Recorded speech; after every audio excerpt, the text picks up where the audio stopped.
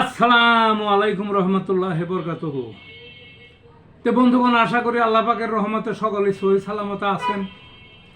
তো কবি গাজ এক্কাশালী ইউটিউব চ্যানেল 017140885009 এর পক্ষ থেকে আপনাদের সকলের প্রতি রইল একান্ত আন্তরিক শুভেচ্ছা ভালোবাসা।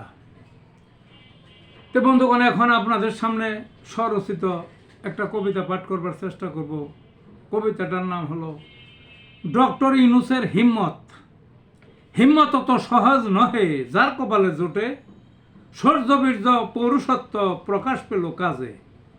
অসভ্যদের লাফালাফি চিন্তা তাদের বাজে, সম্ভাবনা দেখলে কারো ধরবে গলায় চিপে।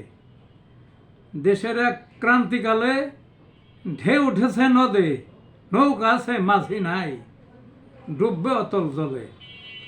সবাই গুনছে মরার প্রহর, জীবন সন্ধিক্ষণে তিনি হলেন নৌকার মাঝি, বাতাস পেল পালে। ষড়যন্ত্র রুখে দিলেন থাপ্পড় মেরে গালে, অপকর্মের সকল হোতা চুপসে গেল তলে। পাশের দেশের দাদাগিরি আরো সর্বনেশে, সব ঠেকালেন কঠিন হস্তে হিম্মত প্রকাশ করে। এই ছিল বন্ধুগণ কবিতাটি। ভালো থাকুন।